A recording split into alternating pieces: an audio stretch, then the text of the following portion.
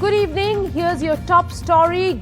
Government today slammed billionaire philanthropist George Soros over his remarks criticizing Prime Minister Narendra Modi and raising questions on Hindenburg researchers' report on industrialist Gautam Adani's empire after the billionaire said the Adani row could open the door to a democratic revival in India.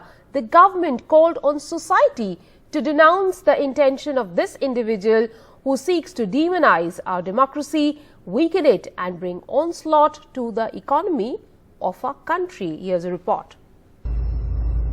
The Indian government has hit out at billionaire philanthropist George Soros after he criticized PM Modi at a security conference in Munich.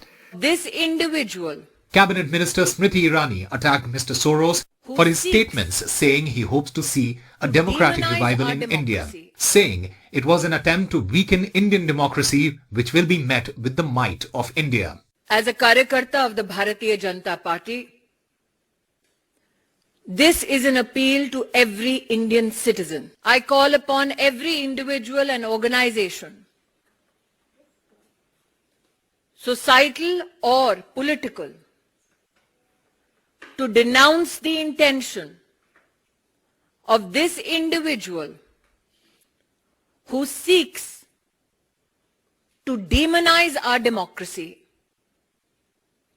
weaken our democratic interests, and who brings an onslaught to the economy of India, all so that he can personally gain.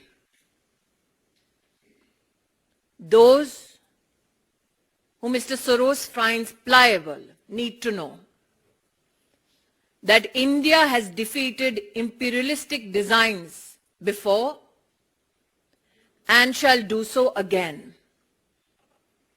Those who support Mr. Soros need to know that democracy has prevailed in India and will continue to do so,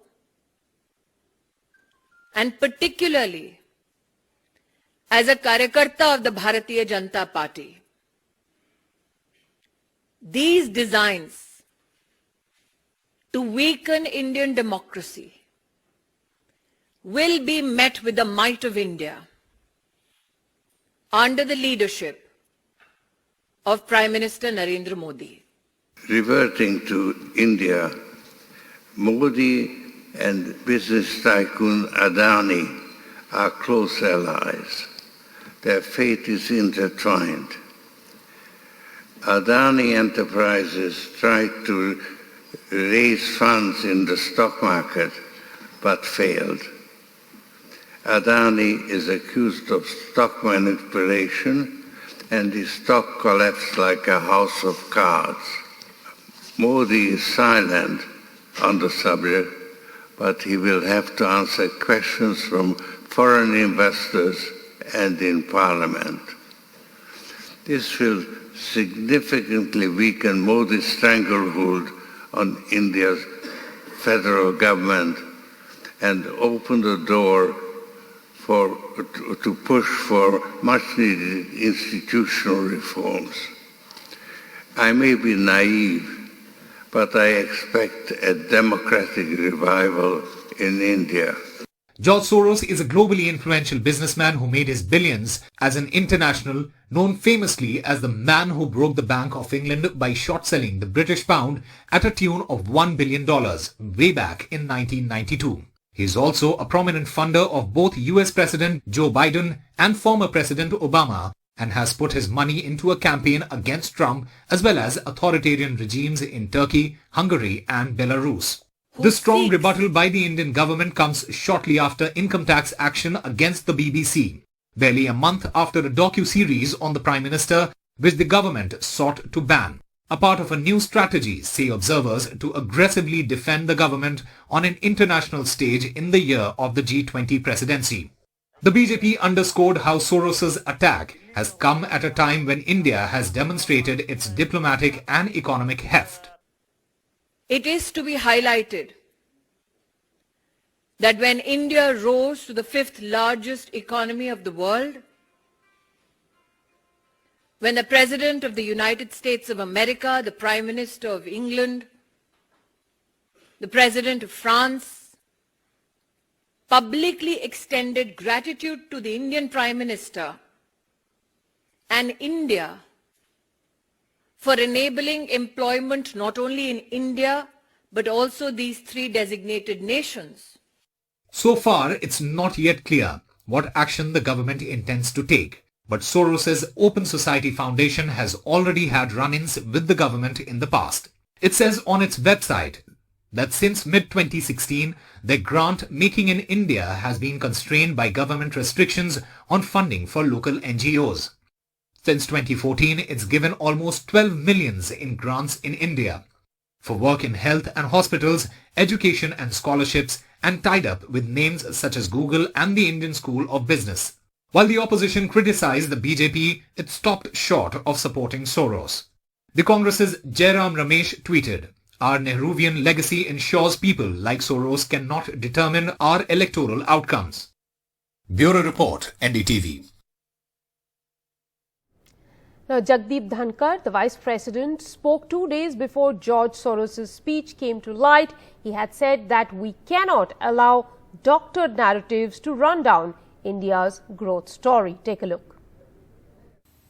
Now, even India is on the rise. Sinister designs are there to set afloat a narrative by free fall of information. We have to be alert. This is another way of invasion. We have to boldly neutralize it. We have to instill in us a spirit of nationalism.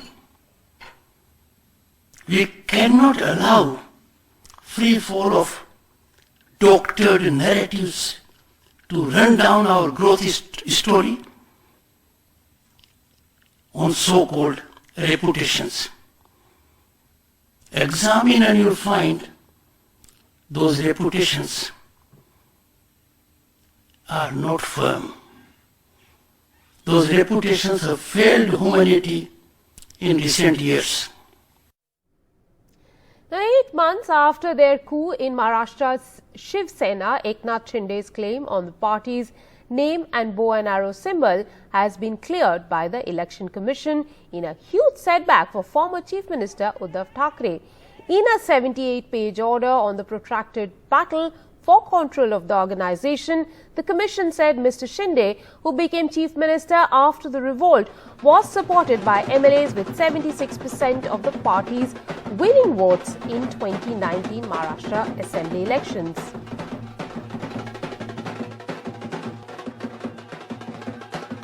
चुनाव आयोग के निर्णय का स्वागत करता हूं। चुनाव आयोग ने दिया हुआ निर्णय जो है एक अपेक्षित था, मेरिट के अनुसार निर्णय दिया है। ये निर्णय जो है ये लोकशाही की जीत है, सच्चाई की जीत है, ये बाबा साहब के विचारों की जीत है और जो बाबा साहब के विचारों को विश्वास रखने वाले जो मेरे साथ विधायक जो है 50-13 सांसद, सैकड़ों हजारों नगर सेवक, पार्षद और लाखों कार्यकर्ताओं की ये जीत है। हम सब चोर हैं और वो क्या है?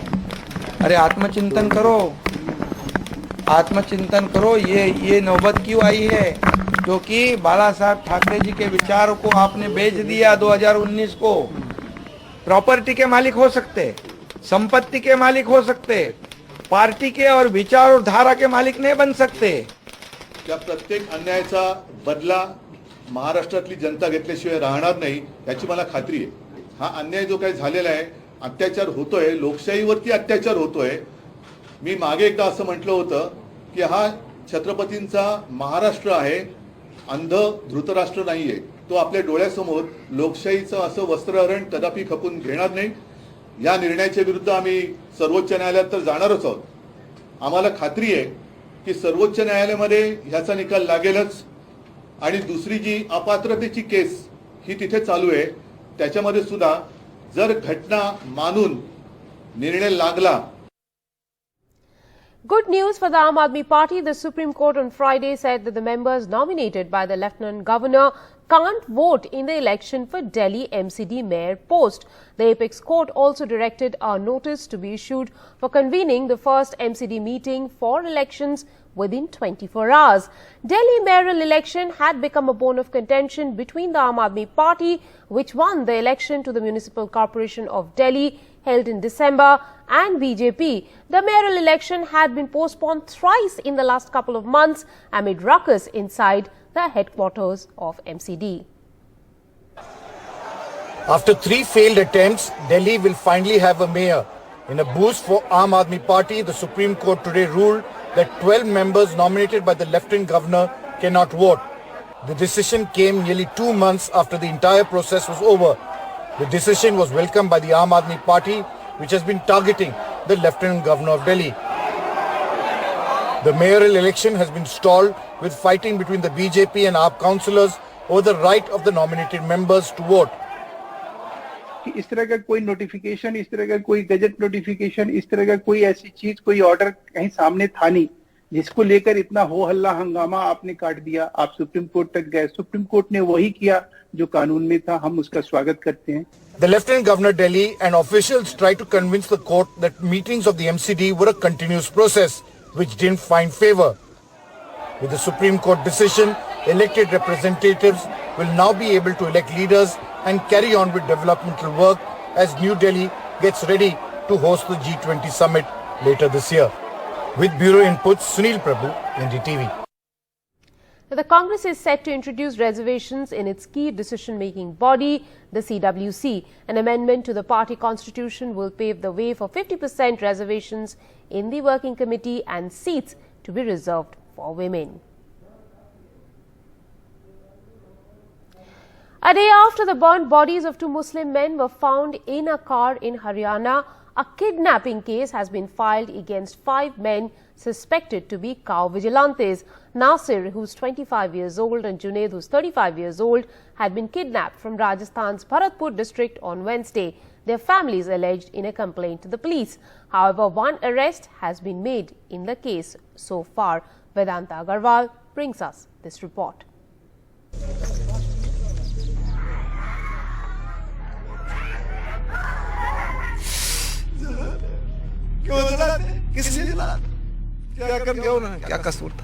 Grief and anger at the homes of 25-year-old Nasir and 35-year-old Junaid. At this village in Rajasthan's Bharatpur, 24 hours after their burnt bodies were found inside this SUV, nearly 300 kilometers away in neighbouring Haryana's Bhiwani. The families of both men, who were friends, allege that they were kidnapped, beaten brutally and burnt alive by this man, Monu Manesar, an infamous Haryana-based self-styled Gorakshak or cow vigilante, and his associates.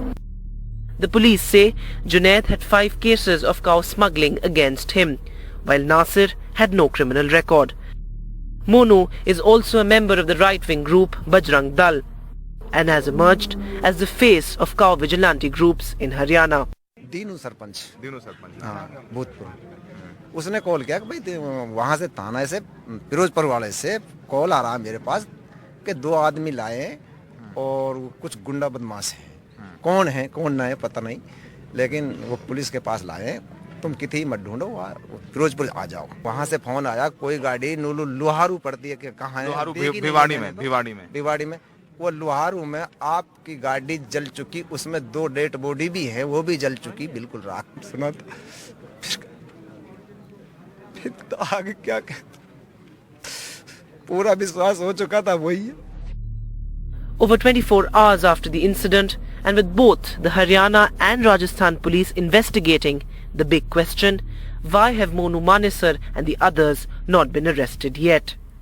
लेकिन prima facie आपको क्या मतलब देखने में ये क्या लगता है कि ये गाड़ी आग लगी उसकी वजह से मरे, या फिर जिस तरीके से आपने क्राइम सीन में देखा कि वो उनको जलाए जाने की वजह से मरे, इस पर क्या कहें?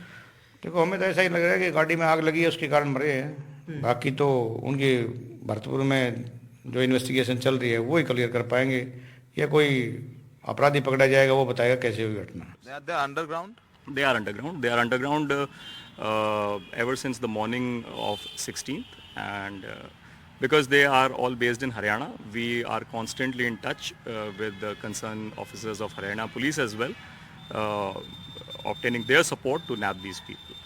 The killings of Nasir and Junaid have triggered a political row. और पूरा हरियाणा की बीजेपी की सरकार जो ये इंसिडेंट हुआ उसकी जिम्मेदार है और पूछना चाहता हूं बीजेपी से, प्रधानमंत्री से कि भाई आप इस पर कुछ बोलेंगे नहीं बोलेंगे। अगर किसी ने कोई गलत किया कानून अपना काम करेगा, उसके अंदर कोई दिक्कत नहीं है और कानून सबके लिए समान है और कानून से ऊपर कोई नहीं है। अगर किसी ने कोई गलत किया है तो उसके खिलाफ कार्रवाई होगी। Monu Manesar, meanwhile, posted this video on his social media, claiming he has nothing to do with the incident. This part of Haryana has really become like a trail of terror, with instances of cow vigilantism on the rise. We all remember that infamous Pehlu Khan lynching that took place very close to this particular area. In this case, at least the Haryana police is not very upfront about actively probing the cow vigilantism angle. Many say that there's an alleged nexus between these cow vigilante groups and the local police. Well, the political fallout of this will be felt in the coming days. For now, 2 men have lost their lives and the accused are on the run. In Bhiwani, with camera person Sushil Rathi, Mohammad Mursalin and Saurabh Shukla, Vedant for NDTV. 12 cheetahs are arriving from South Africa on Saturday under the ambitious cheetah reintroduction program. Prime Minister Narendra Modi had released the first batch of 8 spotted felines from Namibia into a quarantine enclosure at the Kuno National Park in Madhya Pradesh on his 72nd birthday in September last year. Presently, 8 cheetahs at Kuno are killing a prey every 3 or 4 days and are in good health, the officials said. One of the cheetahs were unwell as her creatinine levels had shot up. She has recovered after treatment.